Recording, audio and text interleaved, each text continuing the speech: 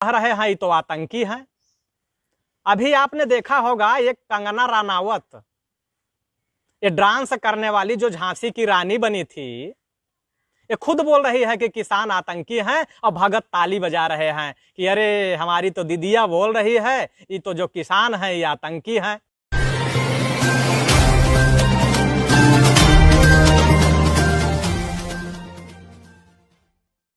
अंधभगत कहाँ हैं? अरे आज इस समय देश के किसानों को उन अंधभक्तों की जरूरत है जो कि भाजपा के हर कानूनों के लिए वो ताली बजाते हैं। भाजपा नए नए कानून लाती है तो अंधभगत लोग तालियां बजाते हैं। अभी आपने देखा होगा कि जब धारा 370 हटी थी तो भगत ताली बजा रहे थे कि कश्मीर आजाद हो गया, अब वहां से आतंकवाद खत्म हो गया। लेकिन अभी आतंकवाद वहां से खत्म नहीं हुआ। वहां जब भी आप देखिए लगातार हमारे जो जवान हैं, जो किसानों के बेटे हैं, उनकी लाशें सरहद से लगातार आज भी घरों तक आ रही हैं। उसके बाद आप लोगों ने देखा होगा कि समलैंगिक विवाह के लिए एक कानून बनाया गया था, तब भी भगत बड़ी जोर जोर से ताली बजा रहे थे। क्योंकि भगतों को कुछ पता तो है नहीं, वो अंधभगत हैं, तो उनको तो सिर्फ ताली बजानी है। उनको देश से नहीं मतलब है, दुनिया से नहीं मतलब है। और जब आप विरोध करोगे तो कहेंगे पाकिस्तान चले जाओ। ऐसा लगता है कि जैसे पाकिस्तान से उनका बहुत पुराना रिश्ता रहा हो। देश विरोधी गतिविधियों में ये शुरू से ही शामिल रहे हैं। वो चाहे आज़ादी की लड़ाई रही हो, चाहे मुगलों को भगाने की लड़ाई रही हो, चाहे फ्रांसीसियों को हटाने की लड़ाई रही हो, चाहे गोरी और गजनी को भारत में घुसने से रोकने की लड़ाई रही हो, हमेशा अगर देखा जाए तो गद्दारी की सूची में अंधभगतों के जो बाप दादा थे ना, इनका नाम जरूर आता है। अभी देखिए पूरे देश के जो किसान हैं, पूरे देश के किसान आंदोलन कर रहे हैं, तो ये अंधभगत क्या कह रहे हैं? ये कह रहे हैं ये तो आतंकी हैं। अभी आपने देखा होगा एक कंगना रनावत, ये डांस करने वाली जो झांसी की रानी बनी थी, ये खुद बोल रही है कि किसान आतंकी हैं और भगत ताली बजा रहे हैं कि अरे हमारी तो दीदिया बोल रही है ये तो जो किसान है ये आतंकी हैं। यानी इनकी दीदिया बोल दिया तो किसान आतंकी हैं। और ये जो किसान लगातार मरा जा रहा है, किसान आज लड़ रहा है, किसानों के लिए कानून आया। अब ये जो कानून आया है, अडानी और अंबानी के हाथों किसानों को बेचने की तैयारी है। अब किसान आंदोलन कर रहा है तो ये अंधभगतों के जो जीजू हैं, जो आज प्रवक्ता बने बैठे हैं, जो इनके लिए भांजे पैदा करते हैं, इनको मामू बोलते हैं, वो अंधभगत क्या कह रहे हैं जानते हैं? कह रहे हैं अरे ये तो जो किसान है ना, ये किसान तो कांग्रेसी है। कोई कह रहा है कि किसान तो जो है ये सपाई है। कोई कह रहा है ये तो आरजेडी वाला है। कोई कह रहा है ये तो ममता बनर्जी वाला है। अरे अंधभगतों, आंख तो खोलो। लेकिन आंख खोलोगे कहां से? तुम तो अंधे हो, तुम्हारा नाम ही है अंधभगत, अंधभक्ति में लीन हो। अब आज जो चल रहा है, ये नया नया जो कानून किसानों के लिए आया है, कारपोरेट फार्मिंग का मतलब जानते हो? ये अंधभक्तों के समझ में नहीं आएगा, अंधभगत को पता नहीं चलेगा। और ये जो भाजपा वाले हैं ना, ये जो नया नया कानून ला रहे हैं, ये कह रहे हैं अमेरिका जो करेगा वो तो हम भी करेंगे। अरे भाई, तुम अमेरिका की तुलना कर रहे हो। अमेरिका का किसान जो है ना, वो आड़ी गाड़ी से चलता है, और हमारे देश का जो किसान था, जो फटी बनियान पे चलता था, ये तुम्हारे बापू ने कानून ला के जानते हैं उनका कच्छा भी, किसानों का कच्छा भी उतार दिया है। आज स्थिति यह है कि किसानों के जो है कच्छा विहीन कर दिया है। फटी बनियान पहनना तो दूर की बात है। अब अंधभगत के जीजा ये बता रहे हैं कि भाई किसान बीमार है, हम तो इंजेक्शन लाए हैं। अब हम इंजेक्शन लगा रहे हैं, चूंकि ये जो इंजेक्शन है ये तो अमेरिका से आया है। अब इसने लगा दिया किसान को कानून बना के। और किसान क्या बोल रहा है पता है? किसान कह रहा है कि अरे बाप रे बाप, ये तो हमको मार दिया। यानी मरीज चिल्ला रहा है कि हमको ऐसा इंजेक्शन दे रहा है कि तो रिएक्शन कर रहा है। लेकिन ये कह रहा, इनका जो है, जो इनके जीजू जो डॉक्टर बने बैठे हैं सत्ता में, वो क्या कह रहे हैं जानते हैं? हम तो यही इंजेक्शन लगाएंगे, क्योंकि अमेरिका वालों के यहां तो यही इंजेक्शन लगता है, तो हम तो यही इंजेक्शन लगाएंगे, अगर तुमको मरना है तो मरो। यानी कि ये इंजेक्शन वही लाएंगे और इंजेक्शन वही लगाएंगे जो अमेरिका में चल रहा है।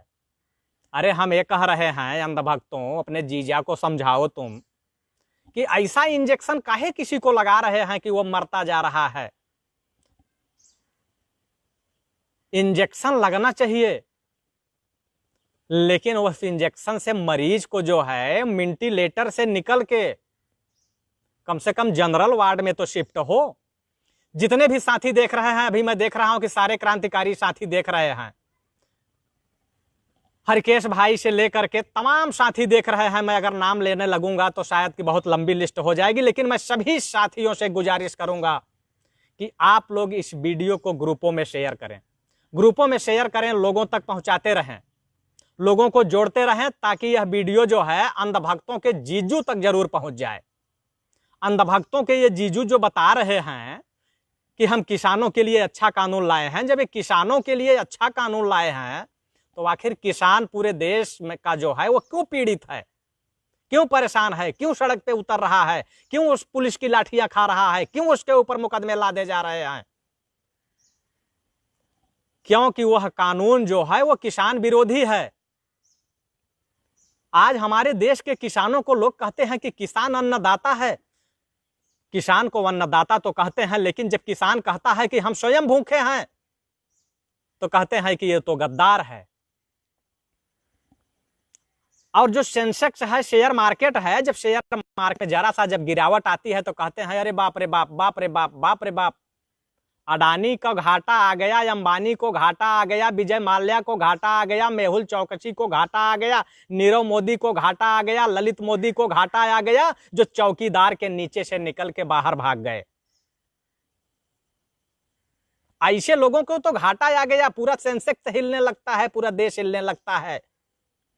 लेकिन जानते हैं अभी कोरोना चल रहा है। कोरोना का नाम सुने होंगे आप लोग, क्योंकि कोरोना का नाम तो बच्चा बच्चा जानता है। एक 5 साल के बच्चे से भी पूछ लेंगे तो वो भी बता देगा कि कोरोना आया है। अब गांव की महिलाएं हैं ना, वो कोरोना नहीं कह पाती हैं तो वो कोरोना कह देती हैं। लेकिन ये अंधभगत जो हैं, जो ताली बजा रहे हैं, ये बेचारे मुंह बा के क्या कर रहे हैं? इंतजार कर रहे हैं। इंतजार किसका कर रहे हैं? अपने जीजू का। शहनवाज हुसैन, मुख्तार अब्बास नकवी, कि वो इंजेक्शन लाएंगे, हमको लगाएंगे, हम ताली बजाएंगे और कहेंगे कि किसान गद्दार है। अरे चमनचूतियों, चोरों, देश के गद्दारों, तुम क्या कहते हो कि किसान जो है गद्दार है, किसान चोर है, किसान डकैत है? यही कोरोना काल में जब तुम्हारे बाप दादा घरों में घुस गए थे, रामायण देख रहे थे, महाभारत देख रहे थे, अडानी अंबानी की फैक्ट्रियां बंद हो गई थी, तुम्हारे रेलगाड़ियां बंद हो गई थी, तुम्हारे बसें बंद हो गए थे, तुम्हारी फ्लाइटें बंद हो गई थी, आई बड़े बड़े जो मंदिर हैं ये सब बंद हो गए थे, काशी विश्वनाथ बंद हो गए थे, शिरडी साईं बंद हो गया था, जामा मस्जिद बंद हो गई थी, वैष्णो माता का मंदिर बंद हो गया था, केदारनाथ मंदिर बंद हो गया था। जब पूरी दुनिया थम गई थी तो उस समय किसान दराती लेके अपने खेतों में काम कर रहा था, सब्जी उगा रहा था, भैंस का दूध निकाल रहा था, ताकि तुम जो बिलों में छुप के बैठे हो ना, तुम जिंदा रह सको। दाद देनी चाहिए उन किसानों को, उन किसानों का चरण स्पर्श करना चाहिए जिन किसानों को तुम गद्दार बोलते हो। कि कोरोना काल में भी पूरी दुनिया को जिंदा रखने का काम अगर किया तो इस देश का किसान किया, लेकिन आज तुम किसान विरोधी कानून ला करके पूरे देश और दुनिया का जो निवाला है वह अडानी और अंबानी के हाथों में निर्भर करना चाहते हो। और जब किसान उसका विरोध करता है तो उसको तुम आतंकी बोलते हो। जितने भी क्रांतिकारी साथी देख रहे हैं सभी साथियों से गुजारिश करूंगा कि आप अगर आजाद भगत सिंह, चंद्रशेखर, सुभाष चंद्र बोस की औलादे हैं अगर आप, तो इस वीडियो को शेयर करते रहें और वीडियो को जो है ग्रुपों में शेयर करें, लोगों तक पहुंचाते रहें। और अगर सावरकर और गोडसे जैसे चंद्र गद्दारों की औलाद हैं तो आप इस वीडियो से दूर हो जाएं। माफीनामा लिखने वाले और देश आजाद भारत के प्रथम आतंकियों की जरूरत इस देश को नहीं है। इस देश को जरूरत है तो जो किसानों के हितैषी हैं, जो किसानों के बेटे हैं, मजदूरों के बेटे हैं, उनको इस देश की जरूरत है। असली देशभक्त वह है जो इस बंजर भूमि का सीना चीर करके कड़कड़ाती हुई गर्मी में अपने पसीने से फसल को सींच सींच करके पैदा करके दुनिया को निवाला देने का काम करता है। वह अन्नदाता है, वह भगवान है।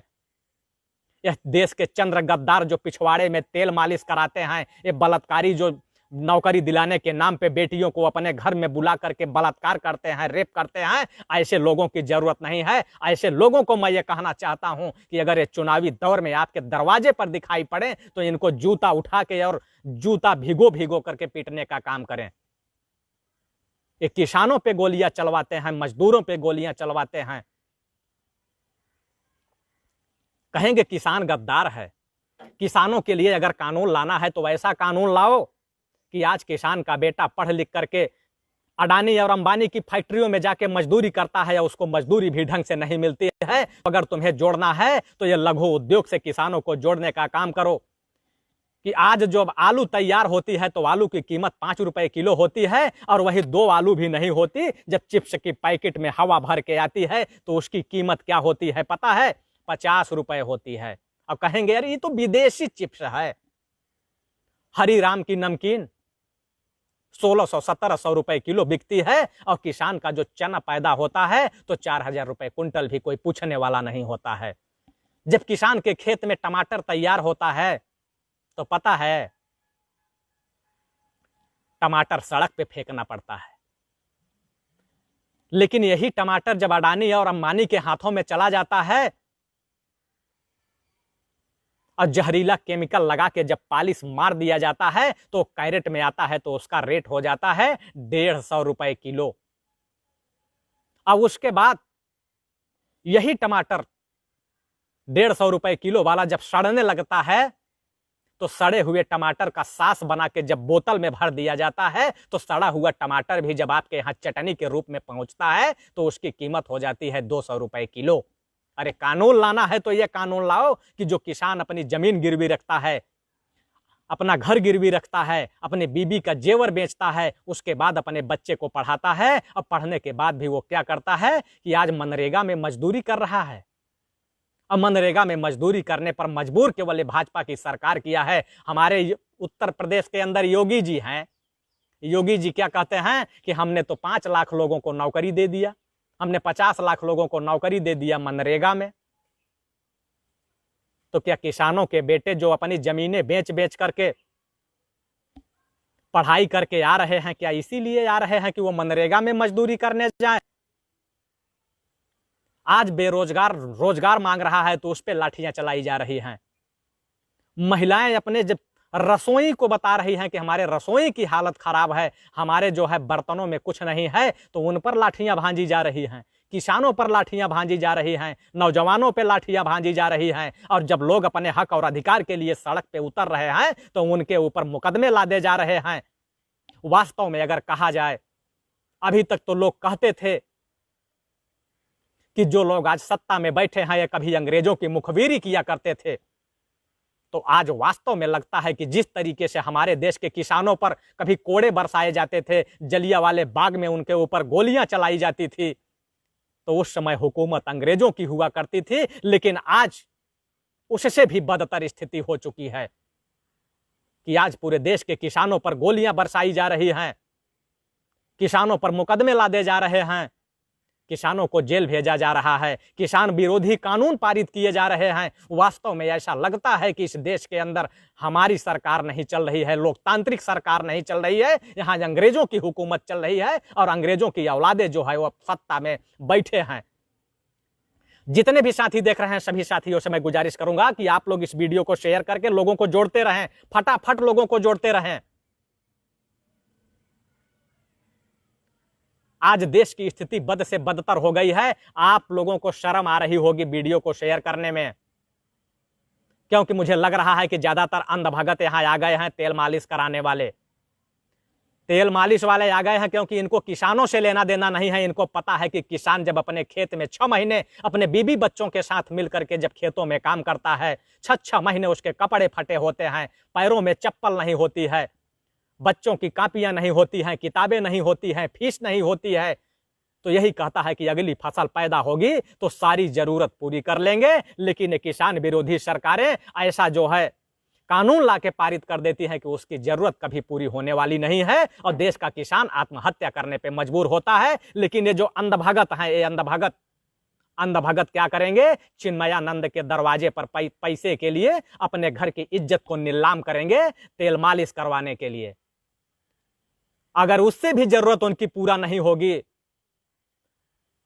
तो कहेंगे कि बिटिया घर से निकलो और जाओ नेताइन बन जाओ और बाथरूम में जाके डब साबुन लगाओ और बस हमारा खर्चा चलता रहेगा। आपने सुना होगा ना बाथरूम में जो डब साबुन लग रहा था, डब साबुन कौन लगा रहा था ये आप लोगों को पता है? अरे बहुत बड़ी नेताइन थी, डब साबुन लगा रही थी, अंधभक्तों की दीदी थी, अंधभक्तों की दीदिया थी वो।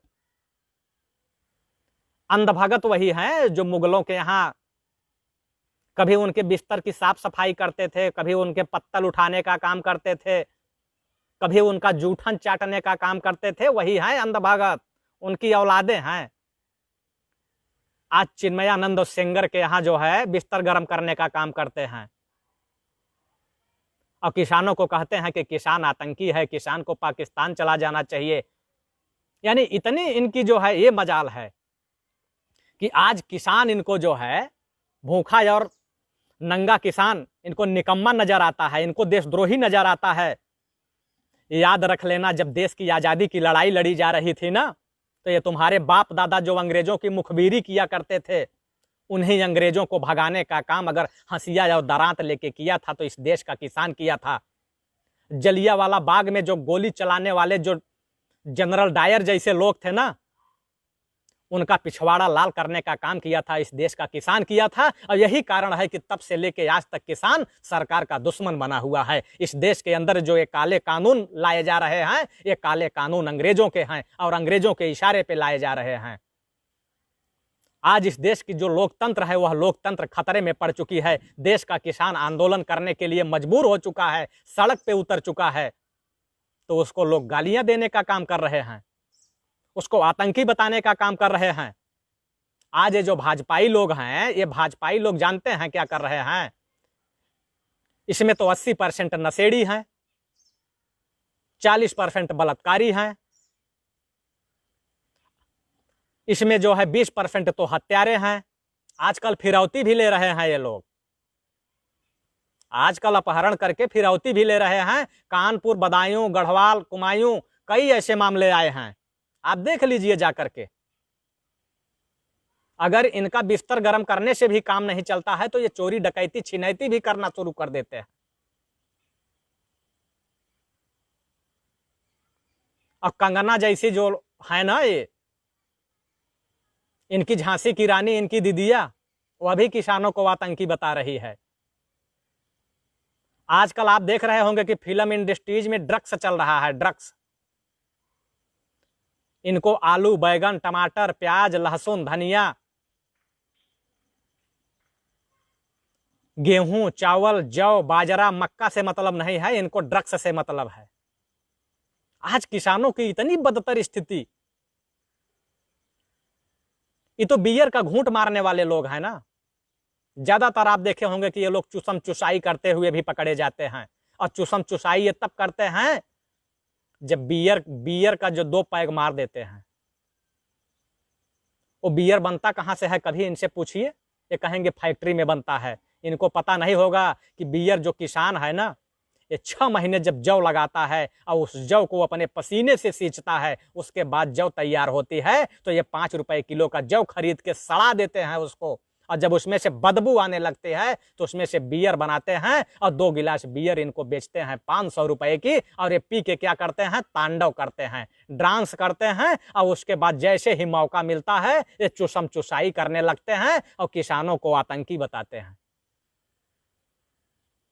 किसानों को बदबूदार बताते हैं, किसानों को गालियां देते हैं।